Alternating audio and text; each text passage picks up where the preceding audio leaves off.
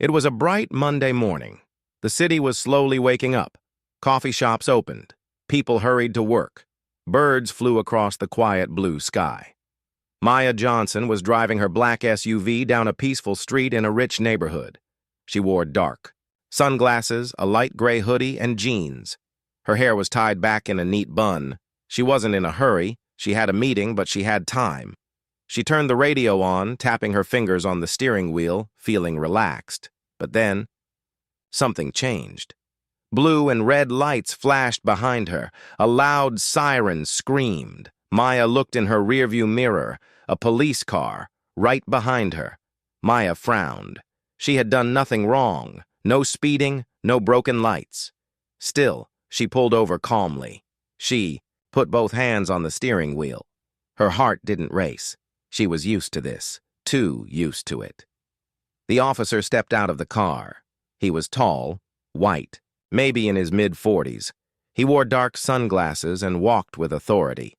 He didn't greet her. He didn't smile. He just walked straight to her window and tapped it hard with his knuckles.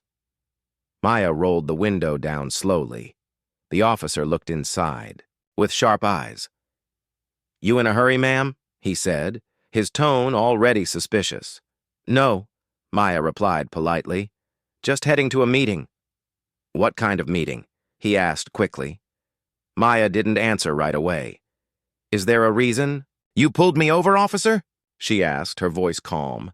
The officer narrowed his eyes. "You were driving a little slow for this area," he said. Maya blinked. "Driving slow?" she repeated. "Yes," he said. "And this isn't your neighborhood, is it?"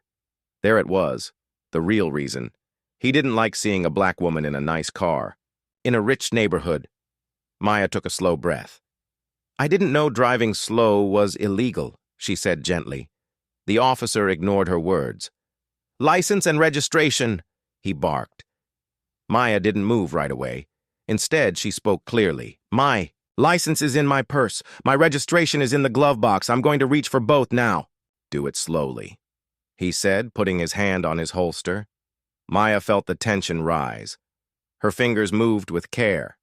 First the purse, then the glove box. She handed him the documents without saying another word. The officer looked at her license. Then, at her, back and forth. He said. Then he looked at the car's dashboard. "You sure this car belongs to you?" he asked. Maya raised her eyebrow. "Yes," she replied. "Why?" "Looks expensive," he muttered. Maya looked straight at him. "What do you do for a living?" he asked. Her lips curled into the tiniest smile. "I work in law enforcement," she said. The officer gave a short laugh. "You?" he scoffed. "Security guard?" Maya stayed silent. The officer leaned closer, peeking into the back seat. He tapped the roof of the car. "Step out of the vehicle, ma'am." Now the moment was real. The fear. The anger. But Maya kept her face calm. Her hands didn't shake. She opened the door and stepped out slowly. People across the street were watching now. A couple walking their dog paused. A man recording with his phone from his porch. The officer took a step closer to Maya. "Turn around," he said. "Why?" she asked. "You're acting suspicious." Maya sighed. "I've given you my license, my registration. I've told you my job." "You didn't say where you work," he said firmly. She looked at him, dead in the eye. Then she said the words that changed everything. "I'm a federal agent." The officer blinked. "What?" he said, confused. Maya reached slowly into her coat pocket. Her fingers found a smooth black leather case. She opened it and held it up, steady and clear. FBI, Federal Bureau of Investigation, Special Agent Maya Johnson, ID number 47652. Everything stopped. The wind. The street sounds. Even the officer's voice. He froze, mouth half open, eyes wide. "You're FBI?" he whispered. Maya nodded once. "Yes. And I'm late for a briefing." The officer stepped back quickly. I didn't know," he stuttered. "I was just doing a routine check." Maya raised her hand. "No, officer," she said. You weren't. You didn't pull me over for driving slow. You pulled me over because I'm a black woman in a nice car, in a neighborhood you don't think I belong in. I stayed calm. I stayed respectful. But you? She closed her badge and put it back in her coat. You disrespected someone who could have been anyone. You just got unlucky. I'm FBI. The officer looked around nervously. The camera across the street still recorded. People were watching. And now?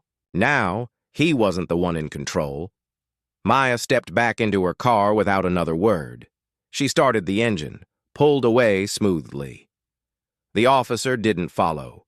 He stood still, hands on his belt, eyes full of shock. Inside her car, Maya's hands stayed steady on the wheel, but inside her heart, a familiar pain rose again. How many times had this happened? How many others were stopped and never believed? She had the badge, the power, the title. But it didn't matter, until she showed it. She turned the radio back on. Same station, same soft music. But the peace, it was gone. Officer Daniels stood beside his patrol car, frozen. He watched as the black SUV disappeared down the road. The woman he had just tried to intimidate was an FBI agent. He couldn't believe it. He wouldn't believe it. For a few seconds, he just stood there, blinking under the sun, trying to make sense of what had just happened. Inside his chest, his heart pounded, not because of danger, but because of fear. Because now he realized he had messed up. Big a voice crackled through his radio. Unit 23, status? He didn't answer right away. He was still thinking about her face, her calm voice, that badge, that cold truth. You didn't pull me over for driving slow. You pulled me over because I'm a black woman in a nice car. Her words echoed in his mind like a warning bell. Daniels had been a cop for 18 years. He had stopped hundreds of cars. He always said the same thing. Trust your gut. But today, his gut didn't guide him. His assumptions did.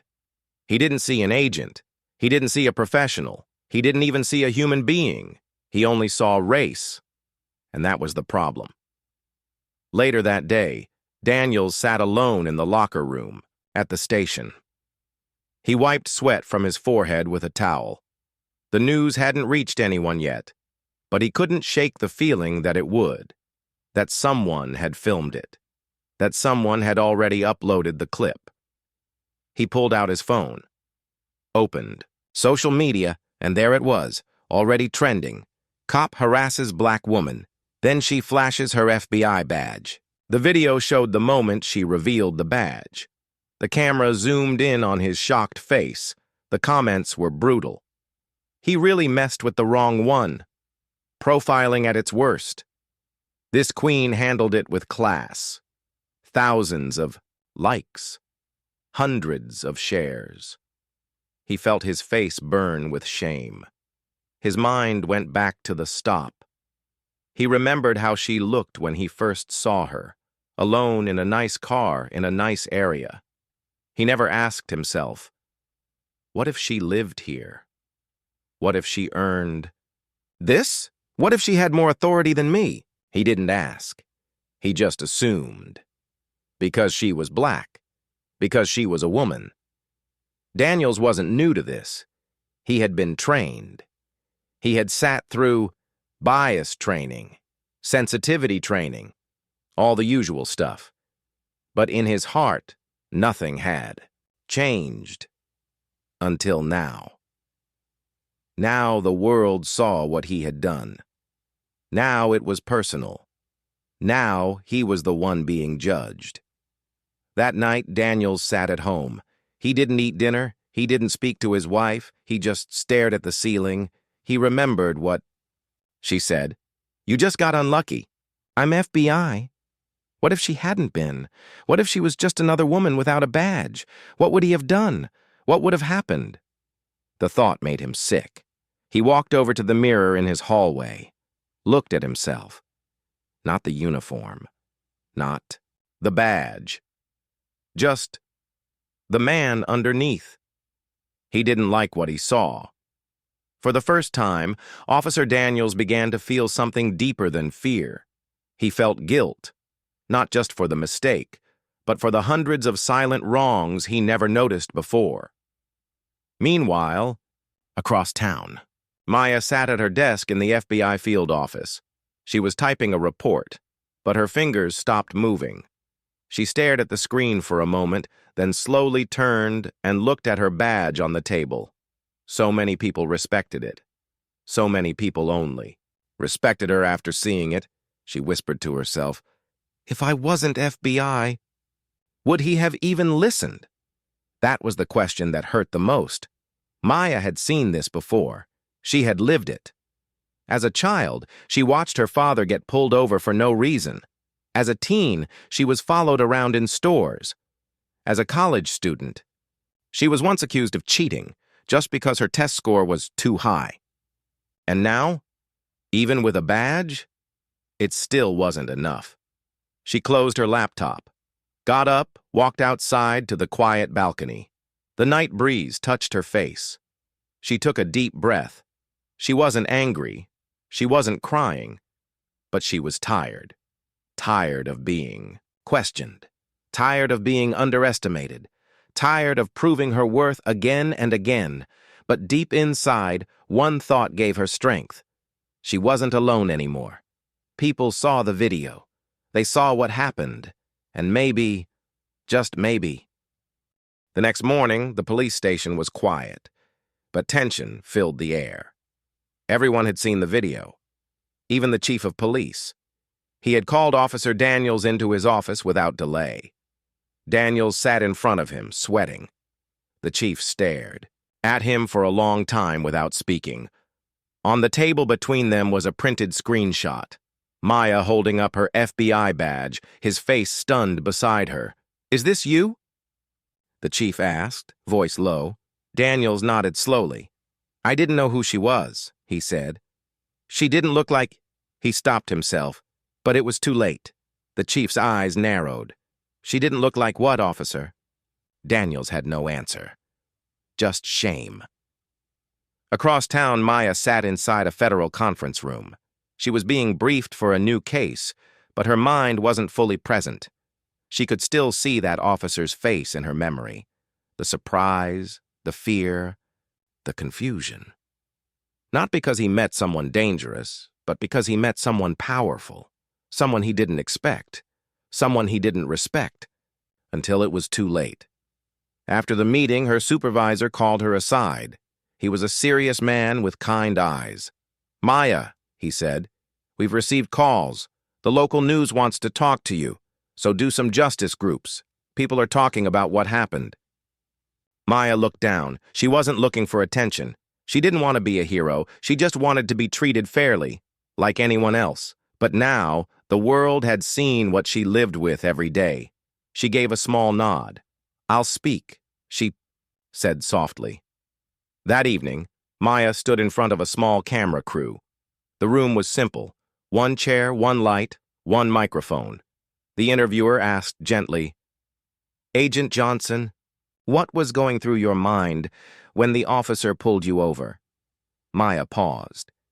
She didn't rush her answer. "I was calm," she said, "because I've been through this before. But I was also tired. Tired of having to prove who I am. Tired of being treated like a suspect first, a person second." The video clip of her interview was posted online that same night. It exploded. Millions watched her speak, strong, honest, and calm. Comments poured in. She handled that with class. This is why representation matters. She's not just a hero, she's a symbol. Meanwhile, back at the station, Officer Daniels was placed under internal review. His fellow officers now looked at him differently. Some shook their heads when they passed him. Others avoided eye contact. He had become the example, the warning, and he knew. He had brought it on himself. But something inside him had changed. That night, he opened his laptop and typed into a search bar, How to understand racial bias as a police officer. He began to read articles, watch interviews, listen to stories. For the first time in years, he wasn't acting like a cop. He was acting like a student. He wanted to understand what Maya meant, why she felt tired, why she said those words with such deep emotion. Back at home, Maya received a message from someone unexpected. It was from a teenage girl named Simone. She had watched Maya's interview. Her message said, "I'm 15. I'm black. I live in a small town where no one looks like me. But when I saw your video, I cried. I didn't know someone like you existed. Now I want to be like you." Maya smiled, her eyes wet. This was bigger than one traffic stop. This was about hope, about change, about making someone feel seen. Later that week, Maya stood in front of a group of young FBI trainees. She shared the story, not with anger, but with truth. And then she said something powerful. Your badge doesn't protect you from judgment. It only reminds the world that you earned your place.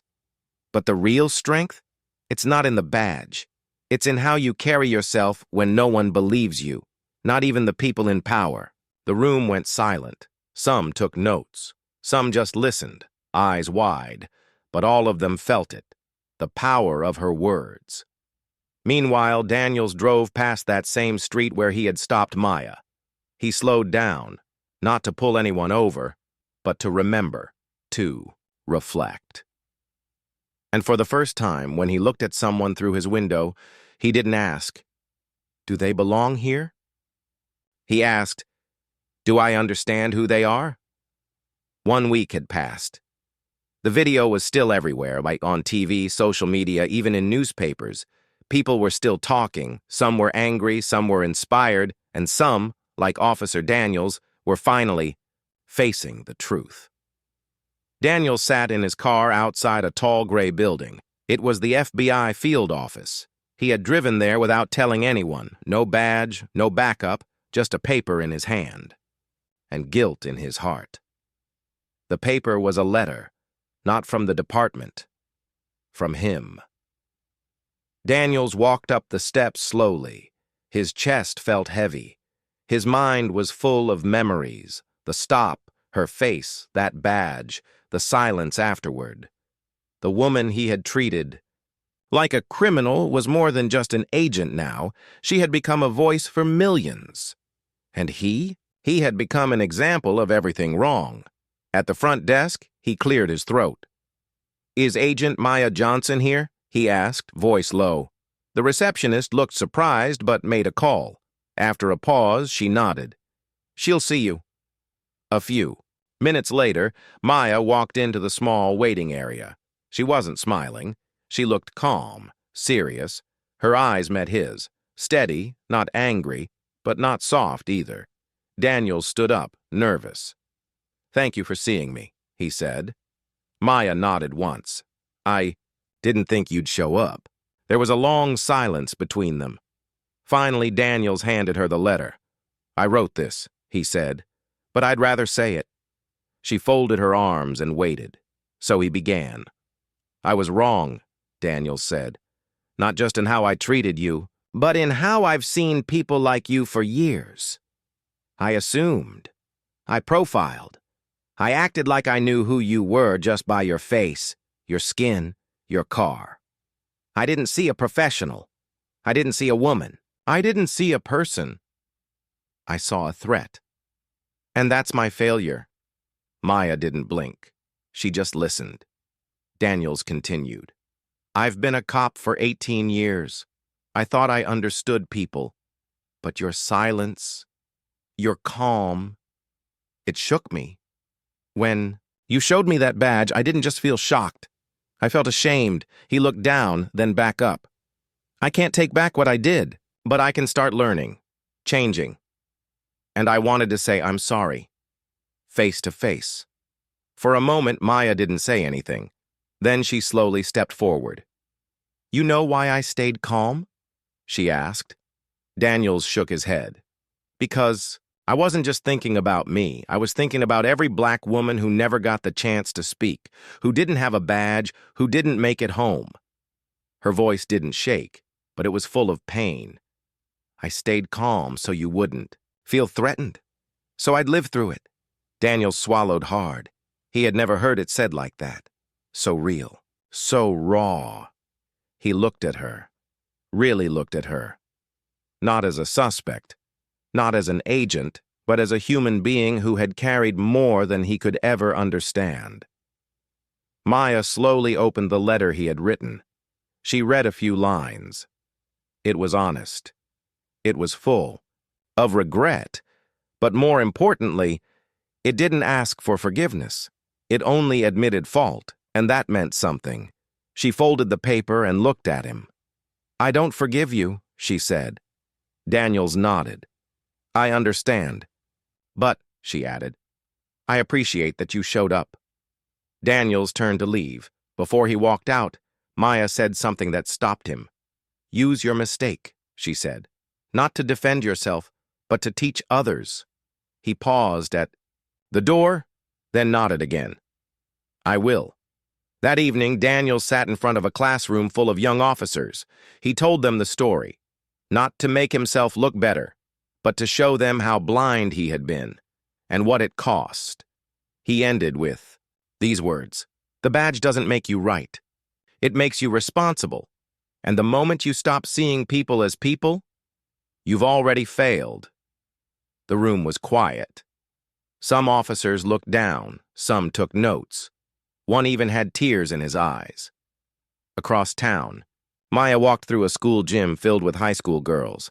She had been invited to speak. One student raised her hand. "Were you scared when that cop stopped you?" Maya smiled softly. "Yes," she said, "but I didn't let fear control me. I let my strength speak louder." The crowd clapped, not just for her story, but for her courage. Maya knew this wasn't the end of injustice, but it was a start, a seed. And sometimes, that's all it takes. The video didn't just go viral, it started a movement. It became more than a moment of shock. It became a wake-up call. Across the country, people were talking about it. In classrooms, in police stations, in homes. People were asking one big question: how many times has this happened to someone without a badge?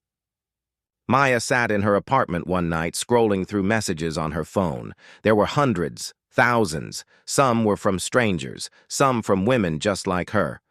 One said, "You gave me courage. I've been quiet for too long."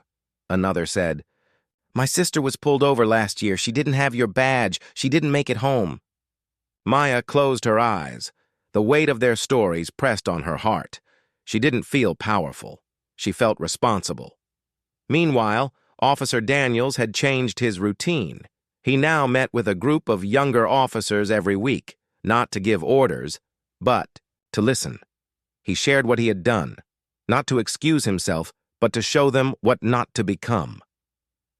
One night, a young female officer approached him after the session. "Sir," she said quietly, "my brother's black. I always worry about him driving home at night." Daniels looked into her eyes. That worry. It was real. He nodded softly. "I understand now," he said. "I should have understood sooner." Back in Maya's office, something new was happening. People were requesting her to speak at colleges, events, on panels about justice and race. At first, she felt unsure. "I'm not a public figure," she told her supervisor, but he looked at her kindly. "You're more than that," he said. "You're a symbol of quiet strength." At one school event, Maya stood before a room of college students. She spoke calmly, simply. "No badge should be the reason someone treats you like a person," she said. "You deserve respect just by being human." One student stood up, holding back tears. "I'm studying law enforcement," she said. "Your story changed the way I think. Thank you." The ripple kept spreading. An editor from a national magazine called Maya. They wanted to put her on the cover. She said no, but she agreed to write something instead, a personal letter. It was called "To Every Woman Who's Been Judged Before." She speaks. In it, she wrote, "I didn't stay calm because I felt safe. I stayed calm because I knew how quickly things can go wrong, and that's not strength, that's survival." People read it and wept. Some were angry, some felt seen, but all felt something. And that's how the ripple grew stronger. Meanwhile, Daniel's story also made the news. Some criticized him. Others said he was trying to change, but he didn't care about the headlines anymore. He cared about doing the work. He visited classrooms, talked to community leaders, sat with people he once ignored, and listened. Really listened. In one town hall meeting, a man stood up. He was older, black, dressed simple. He looked Daniels in the eye. "I've been stopped too many times to count," the man said. "Never heard a cop say sorry. Until now." Daniels stood. "I don't expect forgiveness," he said, "but I'll never stop learning." That night, Daniels wrote something in his journal. "One badge changed everything, but it shouldn't take a badge to be treated right." He closed the book and sat in silence. For once, it wasn't guilt that filled the room. It was growth. Maya, too, had changed. She still worked her cases, still wore her badge. But now, when she walked into rooms, she felt different. Not just like an agent, but like someone seen, heard, and respected, not for her title, but for her truth. The world had seen the moment when a black woman calmly showed her FBI badge, and a police officer froze in shock. But what happened after was even bigger. The video kept spreading, not just in the US, but around the world. TV channels aired it. News sites posted about it. Celebrities shared it. And most importantly, people started talking. In schools, students asked their teachers, "Why did the officer treat her like that?" In homes, parents told their children, "You should always be proud of who you are. Don't let anyone make you feel small." In police departments, some officers stayed silent, others started questioning everything. One of them was Officer Daniels. He was no longer the same man. He used to think he was a good cop. Now, he wasn't so sure. Every time he looked in the mirror, he saw the moment. Maya raised her badge, the fear in his own eyes, not because she was dangerous, but because she had power. And he hadn't expected it. Daniels began attending community meetings. At first, no one trusted him. People whispered when he walked in. Some even turned their backs. But he kept coming, and each time he said the same thing. "I came to listen." In one meeting, a young black mother stood up. She looked at Daniels with tired eyes. "My son is 12, she said. "He's already scared of the police. What do I tell him when he grows up?" Daniels swallowed hard. "I don't have all the answers," he said. "But I promise I'm trying to be better for him." Elsewhere, Maya was doing more than FBI work. She was receiving letters, emails, messages, calls. One letter was from a teenage girl in Atlanta. It said, "Before I saw your video, I didn't think someone like me could work for the FBI. You changed that." Another message came from an old man in Chicago. "Thank you. My wife cried watching you. She said, 'Finally, someone who stood with grace.'" Maya read them all. Some made her smile, some made her cry, but all reminded her, this wasn't just about her. This was about every woman, every child, every person who had been judged because of their skin. She was invited to speak at a university. A crowd of law students waited quietly as she stepped up to the microphone. She took a deep breath, then said, "I didn't ask for this moment, but I'm here now, and I'll use my voice for those who never got the chance." The students stood and clapped, but Maya didn't smile. She knew the work was just beginning. Back at the police station, Officer Daniels was asked to give a training talk. Some laughed at the idea. A cop who went viral for a mistake. Now giving advice? But when he spoke, the room went silent. He looked around and said, "That moment changed me. It forced me to face my blind spots. I didn't see her as a person until I saw her badge. That was my failure. Don't make the same one." The ripple kept growing. Police departments began adding new training. More women applied to law enforcement. More. Kids of color started dreaming of becoming agents, lawyers, leaders, all because one woman stayed calm and one man chose to change. Maya was no longer just an agent. She had become a symbol of quiet power. And Officer Daniels, he had become proof. That change, real change, was possible. Not perfect, not easy, but possible. It had been 2 months. The world had moved on. But Maya hadn't, and neither had Daniels. Maya stood in her kitchen one morning, looking at the news. Another case, another young black man wrongly arrested. She sighed and whispered, "How many more?" Her phone buzzed, a message from her FBI partner. "Need you downtown, big case. Could be messy." She grabbed her badge. Her calm face returned, but inside, her heart was heavy.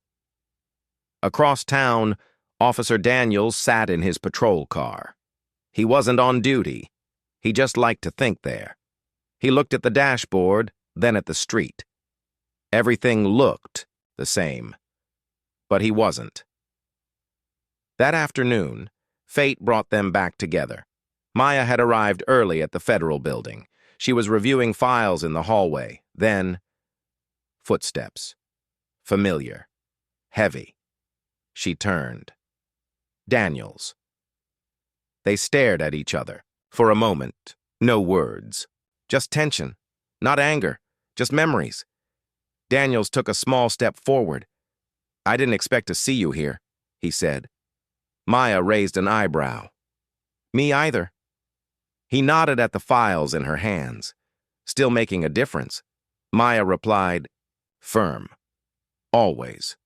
There was a pause. Daniels took a deep breath. "I asked to be transferred," he said. She looked confused. "To work with a city team focused on building trust with the community," he added. He waited. She said nothing. "So he kept going. I visited schools, sat with mothers who lost their sons, watched body cam footage until I couldn't sleep." Maya narrowed her eyes. "Looking for what?" she asked. Daniels looked down. "The truth. My own ignorance.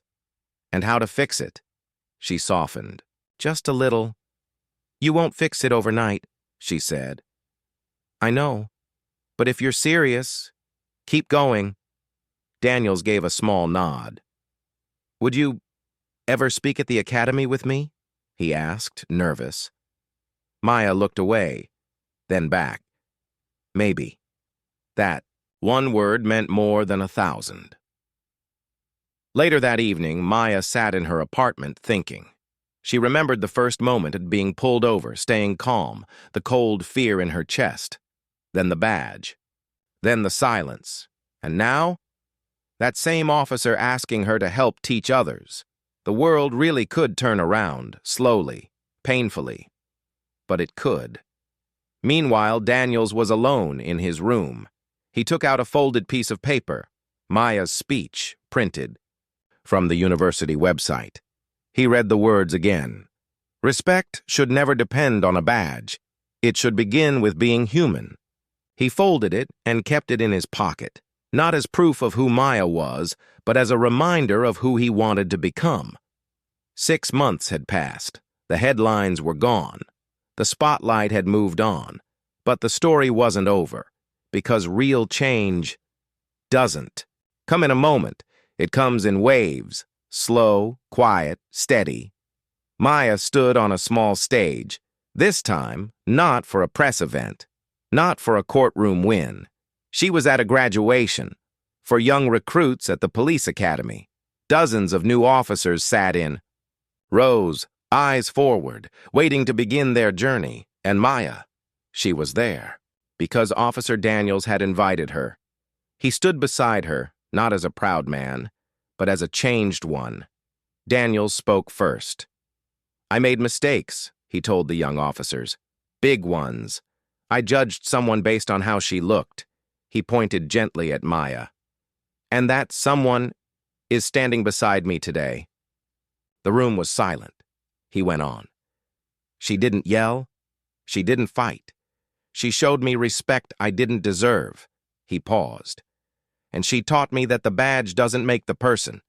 The heart does. Then he stepped back, and it was Maya's turn. She looked around the room. So many faces, some curious, some nervous, some hopeful. She smiled, soft but strong. I wasn't supposed to be here, she began. I was told women like me don't wear badges. That were too loud, too angry, too soft, too tough. She let her words settle. But I'm here, she said. And I want you to remember something. She held up her badge. This badge didn't protect me. I protected me. With calm, with strength, with grace. She lowered it. But not everyone gets that chance. Some don't get to go home. That's why your job matters. She took a step closer to them. See people. Listen first. And don't wait for a badge to show respect.